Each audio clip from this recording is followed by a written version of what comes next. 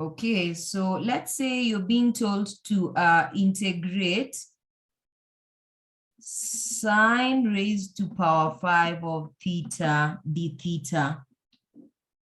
You're told to integrate this function. So how exactly do you go about this particular integral? Now, from the SMP, we have this identity that says cos squared theta plus sine squared theta is equal to 1.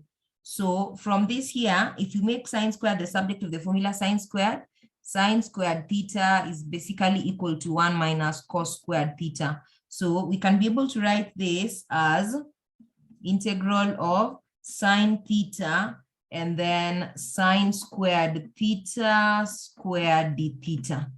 So that we have integral of sine theta. What is sine squared theta?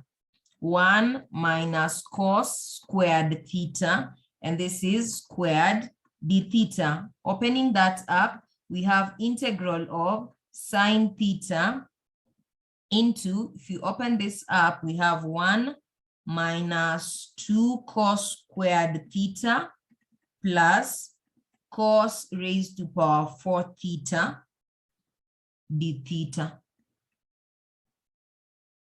Okay, fine.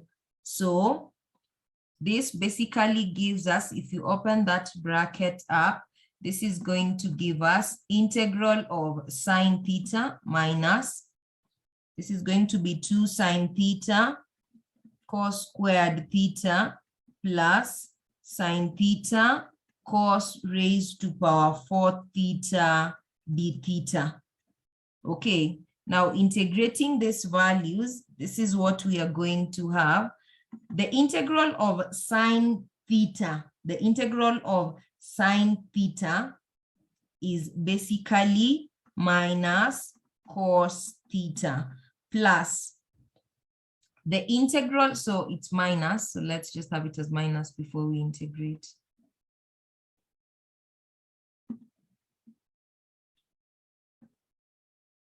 The integral of minus 2 sine theta cos squared theta, this basically gives minus, so minus minus will give plus 2 cos cubed theta over 3. And the integral of sine theta cos raised to power 4 theta, this basically gives minus cos raised to power 5 theta over 5 plus c.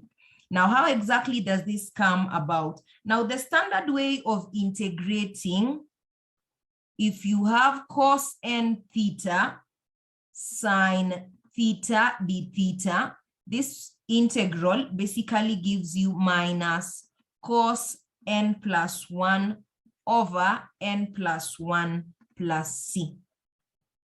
Okay, so note this.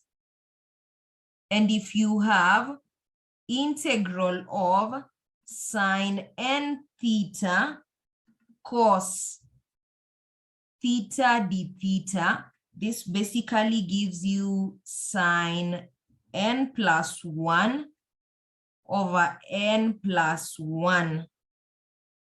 So sine n plus 1 theta over n plus 1 plus c. Note this as well.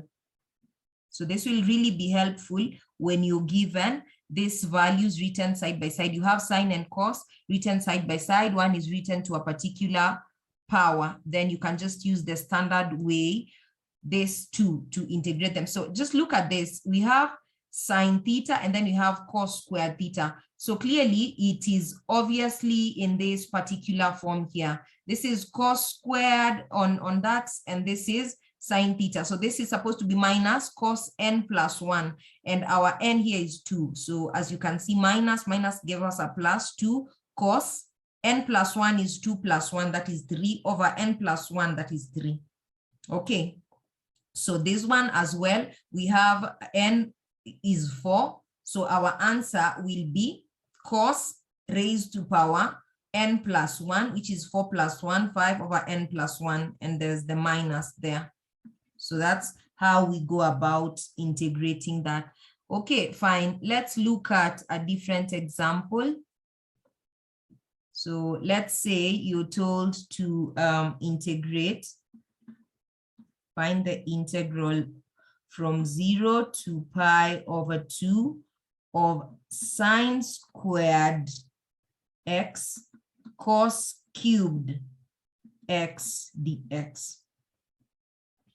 Now, this is cos cubed, and this is sine squared. Now, I can be able to write this as integral from 0 to pi over 2 sine squared x. Simplify this cos cubed so that I have cos squared x, and then I have cos x as well, dx. Now, we know that cos squared, we can be able to write it so that it's in terms of sine.